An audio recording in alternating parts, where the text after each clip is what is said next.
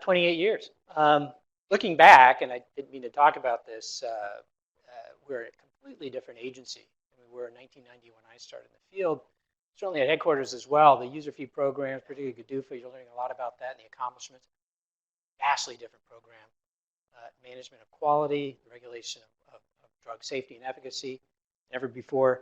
I'm honestly surprised, actually, but gratified as both a consumer and a regulator that we're a much better agency today. And I hope that came out in Ted's presentation. Has been a big part of bringing about GDUFA 1 and GDUFA 2. So I'm here to talk about policy, and I'll give you an update on some recent accomplishments, but I'll also go over what we're going to do in 2018, some of which you've seen already in the docket or in our website, but there's a bit more to come. I'll go over a few of the guidance documents and policy changes you can expect to emerge throughout the year. I'll also talk about some of our partnerships.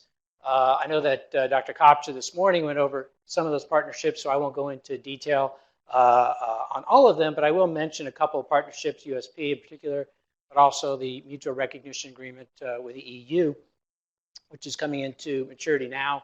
I think you should be seeing, as manufacturing sites, less so applicants, a big change in how we regulate on site. So that's my presentation overview. I know you've seen this before. It's no less true in the policy area that we actually bring together both the regulation of safety and efficacy and quality from a standard setting point of view, application conformance point of view, but we also, through the Office of Regulatory Affairs, the inspectorate, make sure that scientifically based policies and interests and risk-benefit considerations are translated to field inspectional work, commensurate with or consistent with the regulations and guidance we publish, and then that when needed, appropriate regulatory action is taken to intervene and correct problems in the marketplace. And that's the Office of Compliance in CDER. Quality policies. Again, a bit of history as it happens in the last about 30 years. You'll see the amount of guidance that have published. Now, some of those earlier ones have since been withdrawn, revised. This illustrates, though, I think, that as a policymaking enterprise, we're issuing more guidance, and Ted had a slide on the same from an OGD perspective. We're issuing much more guidance than we've ever done before. We're on track for the coming year and two to issue even more guidance. I saw the display on the table out front, was shocked to see that. You see it all on printed out on a couple of tables. Looks like a lot. It is a lot. It's a lot for you to know. We'll try to do a better job curating, if you will, or presenting that information on our website, and I'll go into that a little bit detail later. But I hope you find the guidance valuable. If you don't, then we're missing the mark, and we need to hear back from you on that. All right, so here's what we did for you in 2017. I know Dr. Kopcha talked about this. Let me give you a slightly different angle on this. Yes, we've got maps, manuals of policies and procedures. Those, along with external inquiries, I want to assure you, do not set policy for you. Those are documents that reflect existing policy that's in a regulation or a guidance we've already issued, right? Maps, give, when they're publicly facing, as many of ours are, they give you insight into how we operate within FDA, within the center, how we communicate with each other, who's got responsibility for what. They will not tell you what you should do necessarily from a quality standpoint. You don't use maps or other procedural program-like documents to tell you what your expectations are as far as we're concerned. We use a guidance for that. You may see a bit of difference in how we use maps going forward than perhaps in the past. We've already heard about all the great control correspondence, all of them, of course, within time. We've also issued a number of guidance documents. They're listed here. Most of those were actually done in draft, so we'll see many of those come out as final in 2018. And I'll go over what I expect to be accomplished in the short term very, very soon. Let me say something else about external inquiries. I'll show you later an email account that you can use if you have an inquiry of the quality program at FDA. They get tracked and answered as time and resources permit. We can answer questions in OPQ, in the Office of Policy. We can answer questions on the GMP regulations at 21 CFR 211-212. Certainly answer questions on any guidance we've issued directly, but also ICHQ guidance is within scope and relevant for us to answer. Okay? All right, so I mentioned ORA and their role in implementing risk-benefit considerations and policies that are developed at the center level. That manifestation happens in the form of a compliance program. These are public documents on our website. They contain instructions and information to inspectors or investigators representing FDA and also to compliance staff. And I'm not going to go into detail. I just want you to know that that document exists. I recommend reviewing it in preparation for an inspection. You may not know you're getting a surveillance inspection until the investigation team arrives at your location, but certainly brief yourself on it. There were changes to it as a result of the concept of operations, which I think Dr. Kopcha went over this morning. And this is a recently revised program to reflect those organizational changes and decision-making right changes that happen as a result of that concept change. I want to point out to you, though, that the concept of full and abbreviated remains in the document. And I'll just mention quickly what that means. A full inspection is for a site that has no history with us or that has a checkered, questionable history with us. An abbreviated inspection is the opposite. It's for a site that we know well, been to over the years, and found them largely compliant and satisfactory. Okay? So you, of course, want to be a site that is eligible for an abbreviated inspection. They are significant, take significantly less time than a full inspection. So it benefits us to be able to offer that sort of inspection approach when warranted, as it does, I think, you, the site being inspected. All right, let me just shift from 2017, what we did, and 2018, what we've done. These were just posted in the last few weeks or a couple months. We have a couple of quality guidance. And you'll note on the left-hand column, we've got the category Pharmaceutical Quality / CMC. You know CMC, Chemistry Manufacturing Controls. You see it there, you should think, okay, it's going to establish some sort of a filing expectation. What kind of data information do I need to describe in the CMC section of my application or in a supplement there too? We have other categories that are related to quality, Pharmaceutical Quality / Manufacturing Standards, GMPs, and Pharmaceutical Quality / Microbiology. Right? So you'll find those at our website. Liposomal guidance, finally published, a very older, if you will, guidance that was in draft for many years. We've now gotten out. We did publish the pharmaceutical co-crystal guidance a few years ago. Got feedback after it went final from many in the industry who said, gee, you're really hampering our ability to innovate by defining, as you did in that guidance, a co-crystal as an in-process material. So, took that feedback. After finalization, we took the feedback and rewrote the guidance. And you now have a significantly changed revised final guidance, and that's what the term revised final means there in the type column. So we do listen. We listen during the normal open docket process for commenting to guidance, but we listen also even after it's gone final. And quite frankly, it benefits, I think, both of us for us to be able to make a change to a guidance quickly, even after we finalize it. It's a harrowing thing to think about for those involved in the policy development process, but we'll do it when we think there's a need. So don't hesitate to give us feedback even after something's final. Okay? Q11 Q&A is published also in September. All right, so here's maybe what you're really interested in knowing about policy. What are we going to do? What's going to come up soon in 2018? Now, I've not included everything that I think we'll publish, but I did carefully select these as ones I thought were the most likely to publish in the next few weeks or months. Can't give you an exact deadline, but here they are. MDI DPI guidance we'll publish as a final when it goes out, we hope. That's also been in the works for a very long time. I think we've sorted out the issues. Lots of interesting docket comments and internal disagreement about where to take some of the policy in that guidance. Right? So we're ready to finalize that. We're going to have to re-announce the CGMP guidance, interim guidance for compounding pharmacies. This would be the 503B. This explains what GMP means if you're a 503B site. We issued a draft, received lots of docket comments, then internally rethought how we framed that guidance and have revised it, you'll see, to try and incorporate or enfranchise more in the 503B world smaller compounding pharmacies that are doing, let's say, office stock.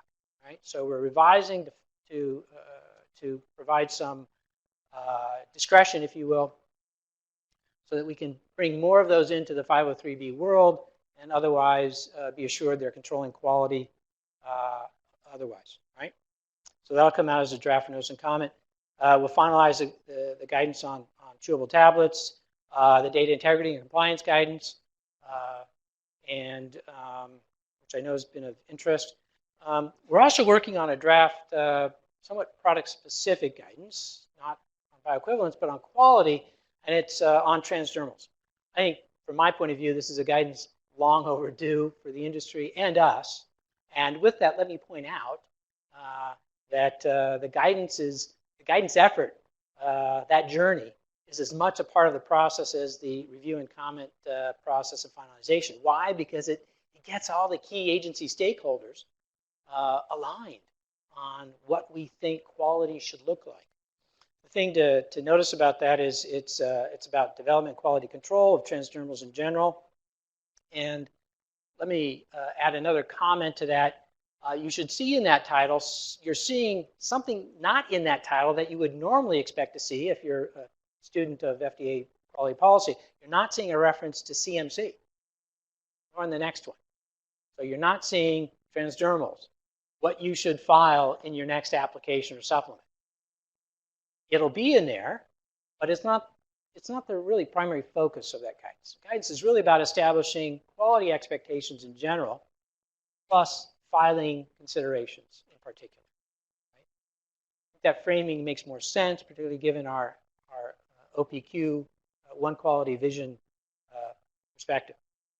Okay? You'll see that increasingly in guidance that we publish.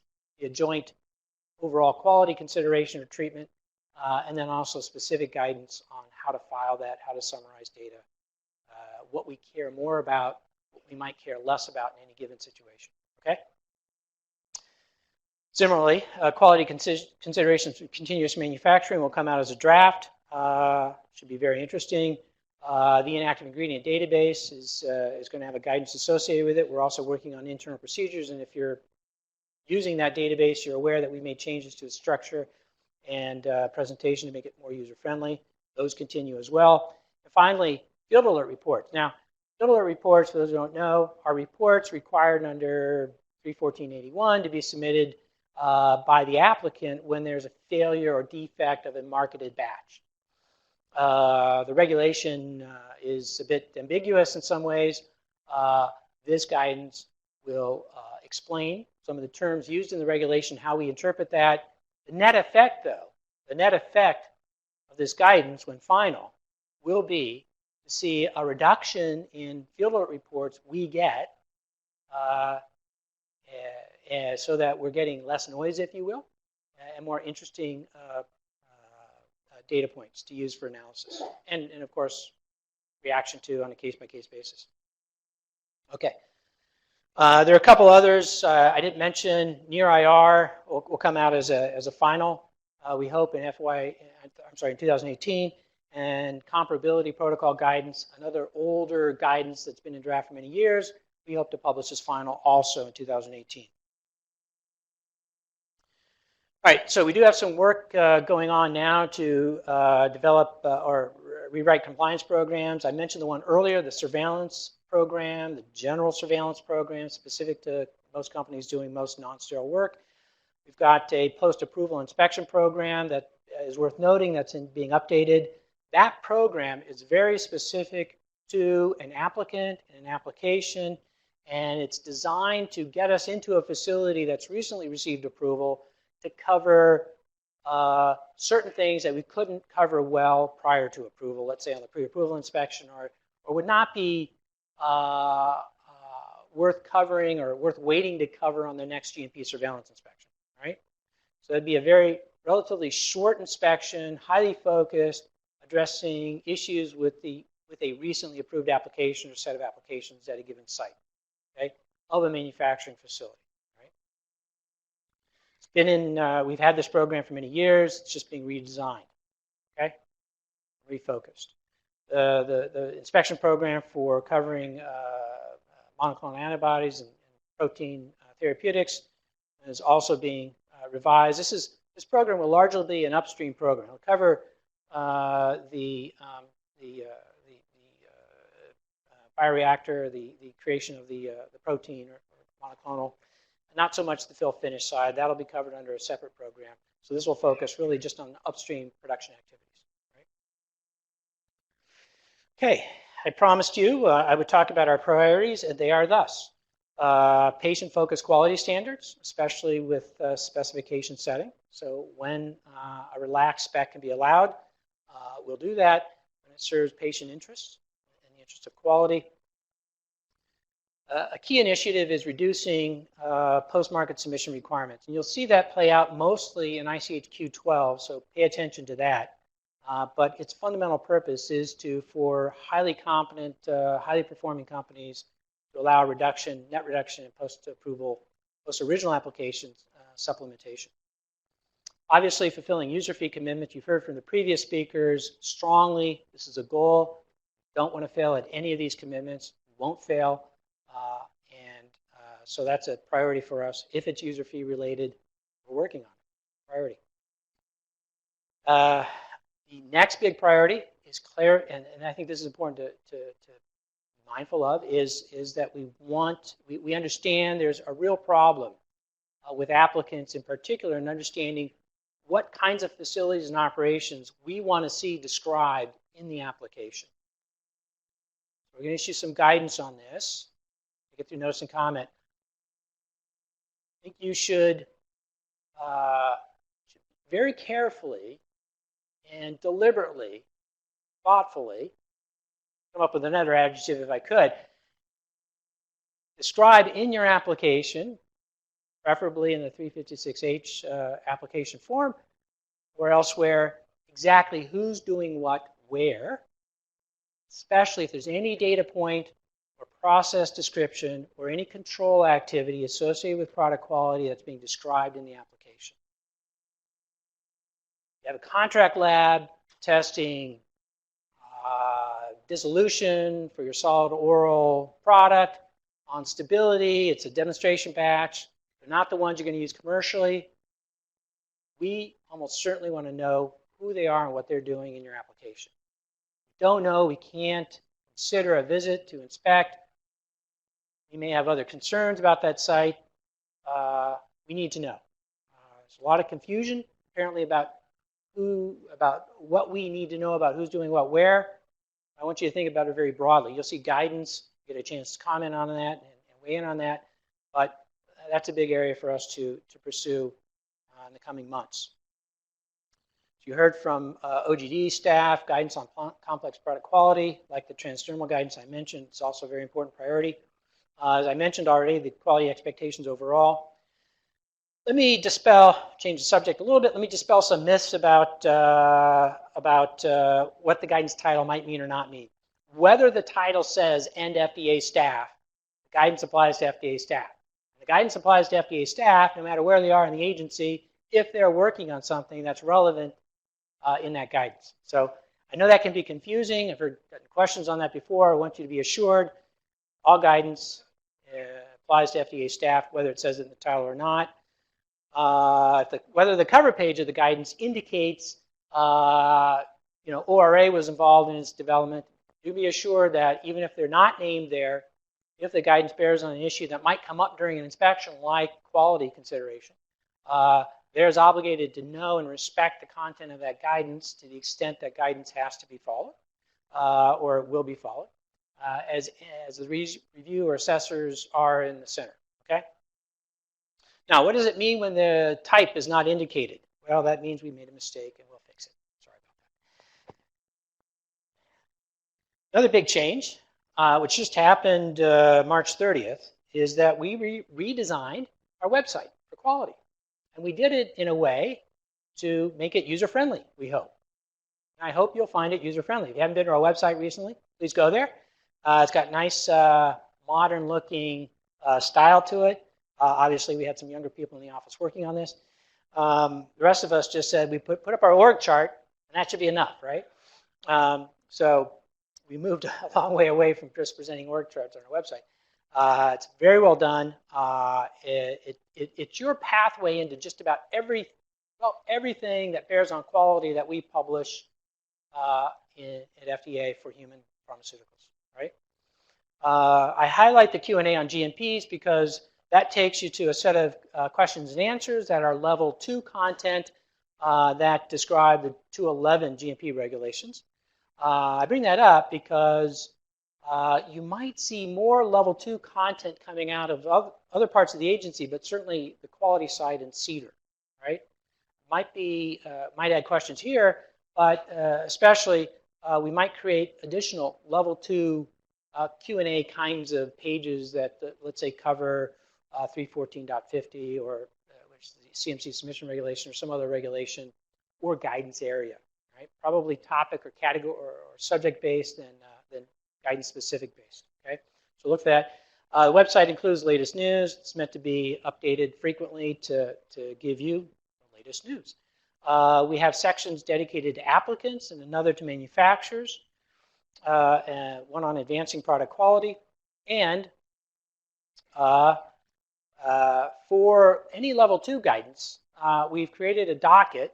And this is for the entire agency, not just, I think it's just for CDER, I'm sorry. This docket, which I've circled here, is the docket you can go to at regs.gov and comment on a future or any outstanding level 2 guidance. So level 2, we publish without notice and comment. It's minor interpretation of or non-controversial statement about something. We publish it thinking it's not controversial. Anybody in the public may say, wait a minute, I don't agree with that. Here's why. You go to that docket to make that comment. And you see that published, okay? We'll periodically review that docket and we'll react to it by either withdrawing what we did as level 2 or revising and reissuing what we did, okay? Or for a reason, we'll not address it, we'll not change it, okay? The bottom one is CDER OPQ inquiries. Very, very important email address. It's available to you to ask questions. Certainly go through Division of Drug Information in their portal for asking questions, but this is available to you also. Any of our external inquiries are received through this system. They're tracked, assigned, and a response that is cleared is issued. Okay. A lot of partnerships. I know this was presented earlier, and we, of course, continue our close relationship with USP and engaging with them on a number of different issues. Increasingly, though, you'll see us work with other standard development organizations like ASTM and ISO. Our collaboration has recently, in the past few years, focused on modernization of monographs, but you'll also see some work developing OTC monographs and rethinking how those monographs are structured. I can't go into more detail about that, but look to USP announcements to see as that develops. Big change at CDER is that we're looking to develop voluntary consensus standard recognition approach, an informal recognition approach, much like CDRH does in a formal statutorily based way. We'll do in an informal way that we hope is both useful to you, as I think it will be to us, and hopefully this year. Less certain about this coming out this year, though we have hopes that it will come out this year as the draft for notice and comment, and would allow anybody in FDA or outside of FDA to promote or propose standard to be recognized in whole or in part, right? And then we'll publish that at our website with any limitations or considerations. Sent a team around the world to benchmark best practices with other key regulatory authorities. They've come back, made a report that's leading to some internal changes and additional thinking about how we do what we do. Very important effort.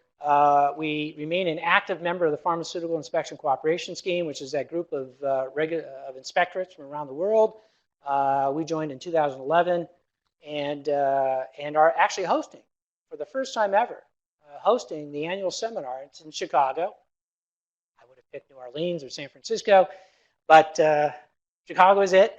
And so they're all convening in Chicago in September. I think the conference is on risk management,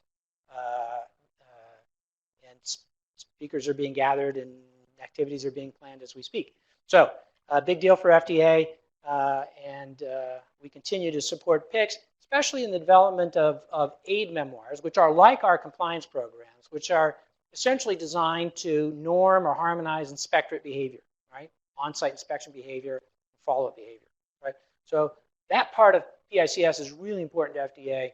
Something I think you'll see will develop more of our compliance programs to be consistent and leverage the content in the PICS aid memoirs, right?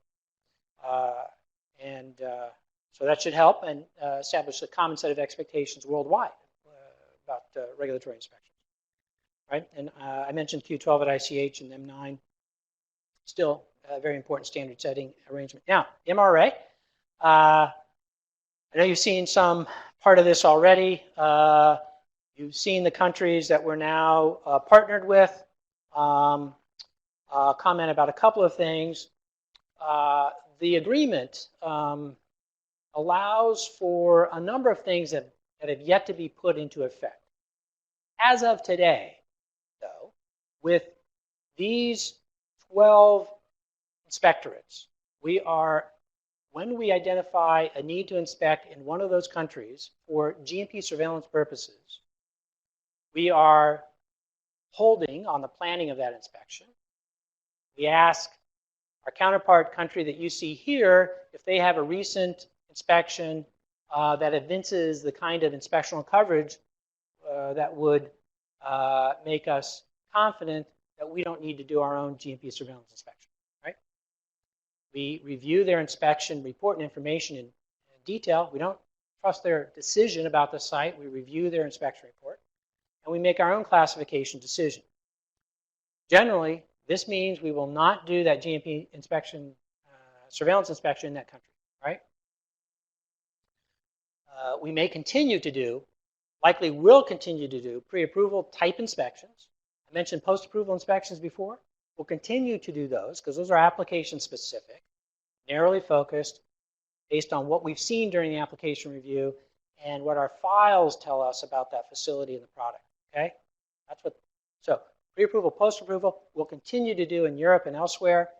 It's the GMP surveillance inspection you'll see a reduction in an EU site with a capable country. Now the other, see 28 minus 12, 16 countries, we're assessing now. We'll bring them into a determination of capability or not in the coming months before July 2019, which is the goal date, okay? So, right. Other products may be included. Pre-approval inspections may be covered or may be activated, if you will. They're allowed for under the MRA. May be activated in the future, right? Just not yet. Okay? So, we're committed to these things. I won't read them given time. Thank you very much for your attention.